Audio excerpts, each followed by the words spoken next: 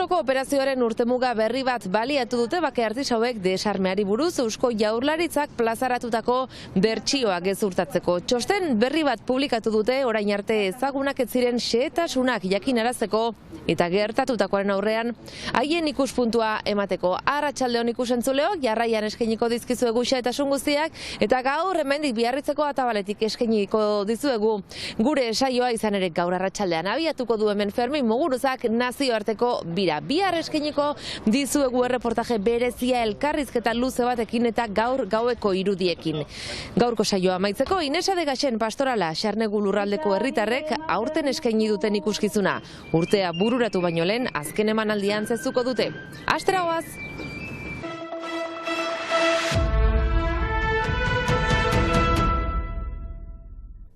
Bakegileek agerraldia antolatu dute Baionan etaren desarmeari buruz Eusko Jaurlaritzak egin duen kontakizuna gezurtatzeko.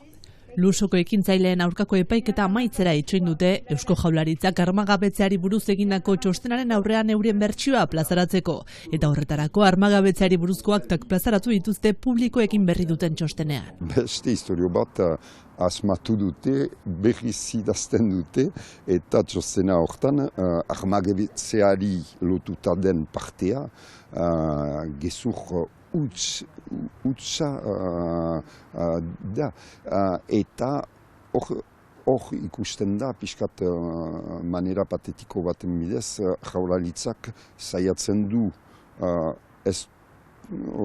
ukan ez duen paper bat, rol bat, bere gaineratzea.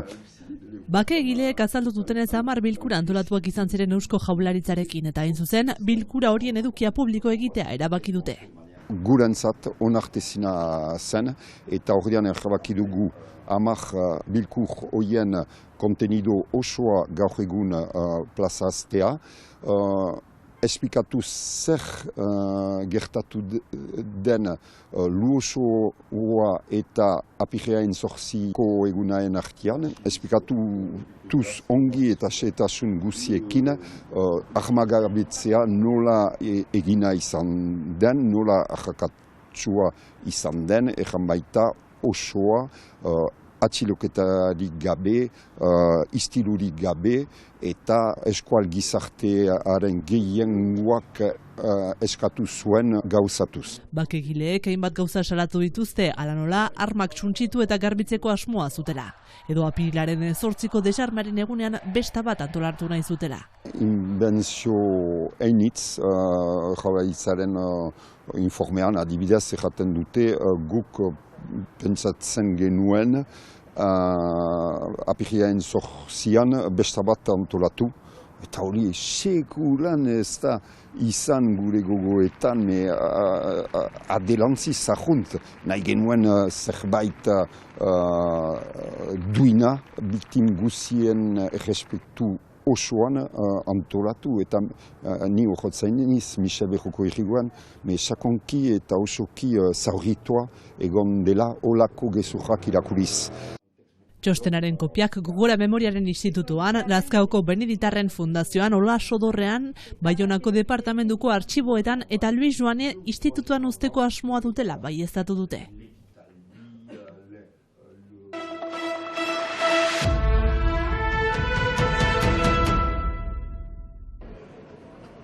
Barda, ikusmin handia piztu du François Bayrou lehen ministro izendatu berriak. 2014tik Paueko auzapez ere bada eta azken 10 urteetan bezala atzo ere herriko kontseilua zuzendu du. Herritarran hitz hurbildu dira herriko etxera eta pantaila erraldoi bat ere jarri dute kontseilua jarraitu ahal izateko. Bayruk momentuz ez du jakitera eman auzapez karguan segituko duen edo ez.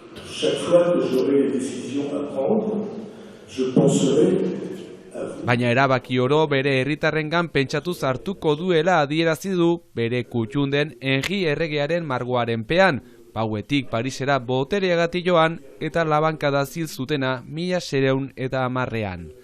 Kontseilua hasi aurretik Maiotu artean izandako hondamendiari buruzko ministro kontseiluan parte hartu du bideo bidez, eta goizean jada elkarrizketak abiatu ditu alderdi politikoekin Parisen.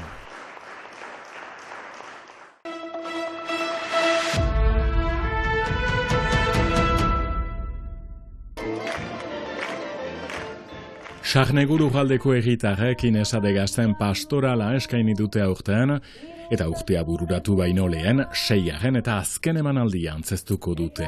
Beskoitzen izanen da, abenduaren 29. Pastorala proiektu kulturala, baina kulturatik haratago doana ere dudarik gabe, herritarren artean harremanak sendotzeko, lokarriak indartzeko, eskualdunen eta gaskoien artean eman dezagun. Taillou, qui est un grand naunu, de poder portar un langage do país naquela obra maia e o primeiro mundial na Copa des Bomba Tapauak. Badu bi urte gauza hunkigarri eta azkar bat bizitzen dugula, zenta hemen Sarnegu eskualde honetan badira 7 herri bildu direnak, eta azken urtean bildu dira 15 igande oso batez, elgarrekin bazkaldu dira errepikak egiteko, eta hori ere, dut pastoralaren antzerki mota horren ondorio honetarik bat da hori. Elkartasun hori, jendetasun hori, eta zerbait elgarrekin egiteko ahalmen hori.